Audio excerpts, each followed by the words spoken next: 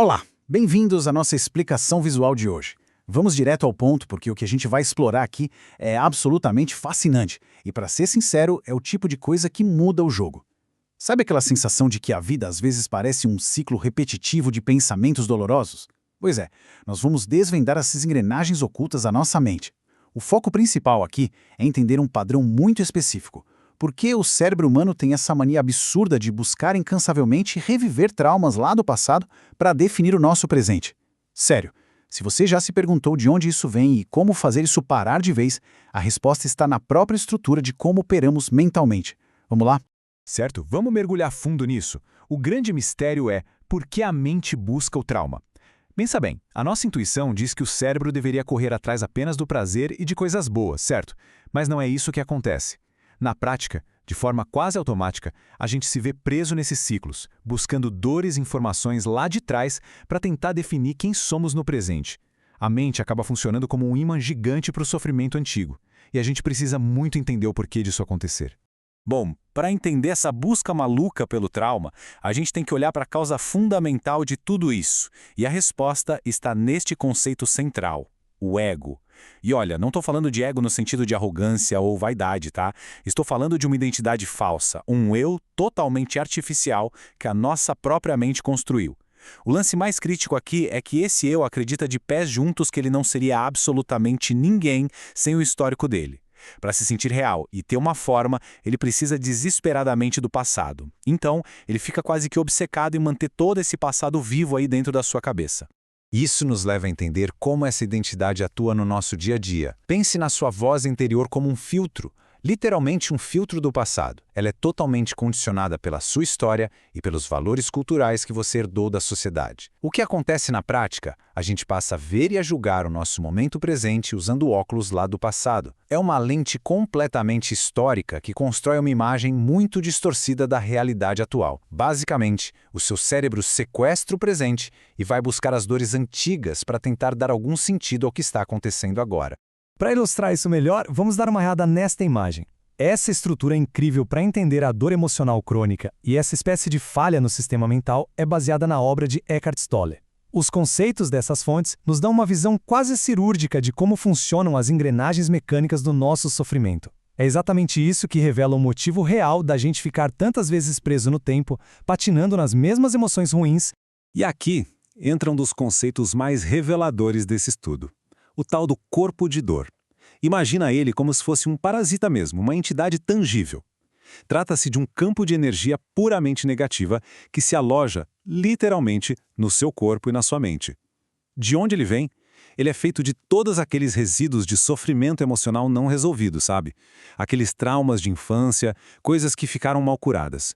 E a verdadeira armadilha é que esse corpo de dor acorda e assume o controle da situação toda vez que encontra um padrão familiar de sofrimento para se alimentar. Então, o ponto crucial é exatamente esta frase da tela. É uma revelação chocante, mas que faz um sentido absurdo.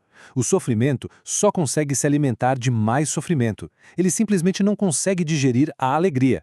E é justamente por causa disso que o seu cérebro busca o trauma. Quando essa entidade de dor toma as rédeas, ela programa os seus pensamentos para serem hipernegativos. Ela força sua máquina mental a reviver a dor porque, muito simplesmente, ela precisa daquela energia pesada para continuar viva. É literalmente o alimento dela. Mas olha, não é só a fome por negatividade que mantém essa roda girando. Tem uma verdadeira batalha psicológica rolando nos bastidores. O medo da perda de identidade. A nossa mente luta com unhas e dentes para manter o trauma vivo por causa de uma resistência totalmente inconsciente em largar o sofrimento. No fundo, a mente acredita que você é, de fato, aquele eu interior infeliz. É um pavor invisível de perder essa identidade dolorosa, mas que, paradoxalmente, é muito familiar. É isso que obriga a mente a continuar rastreando o passado só para reafirmar quem ela acha que é. Agora, o que é realmente interessante neste próximo ponto é a mudança radical de perspectiva. Até aqui, a gente diagnosticou o problema, a mente focada no passado para manter essa identidade viva. Mas a partir daqui, a gente encontra a cura. A resposta transformadora para tudo isso é a presença, que nada mais é do que o foco absoluto e inabalável no agora. A sacada genial de tudo isso é que, se você traz toda a sua atenção para o momento presente, o seu cérebro simplesmente para de buscar os traumas. E por quê? Porque você corta na fonte o combustível de tempo do qual ele dependia para sobreviver.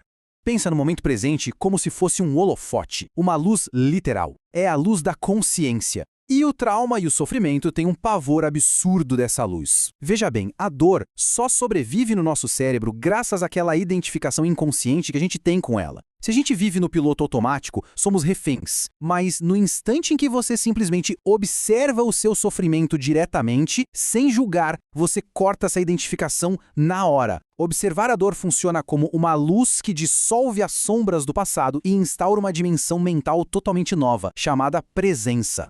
E é fundamental a gente gravar esta ideia definitiva. Só o presente pode nos livrar do passado. As fontes que embasam nossa análise deixam isso muito, muito claro. A gente tem mania de achar que precisa de um tempo monumental ou de horas infinitas de análise intelectual pesada para curar um trauma, né? Mas a verdade é bem diferente. O passado simplesmente não aguenta o tranco. Ele não consegue sobreviver diante de uma presença contínua e intensa. Somente o contato real, atento e total com o agora é que desmancha de vez as amarras lá de trás. Vamos avançar e ver como isso se constrói na prática do nosso dia a dia. É um processo interno, muito aplicável, feito para você causar um curto-circuito de vez nesse loop traumático.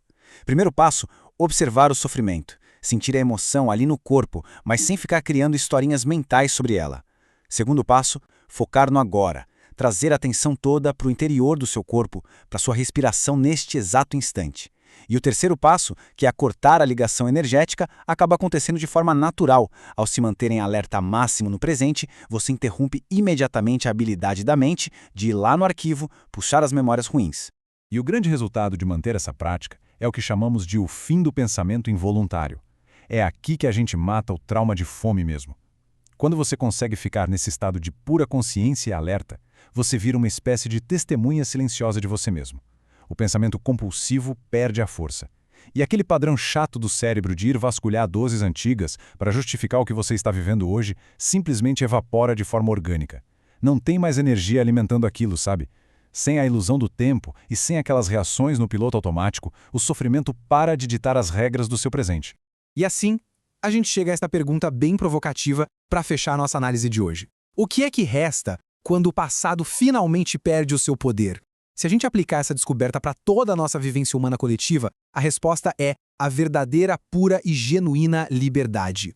Uma liberdade que não vem de tentar consertar o que já quebrou lá atrás, mas de habitar intensamente o único lugar onde a vida real e intocada realmente acontece, o aqui e o agora. Espero que essa mecânica da mente tenha ficado clara para você e que o momento presente passe a ser não só um conceito legal, mas o seu antídoto prático e definitivo contra o sofrimento. Muito obrigado por acompanhar essa jornada com a gente e até a próxima.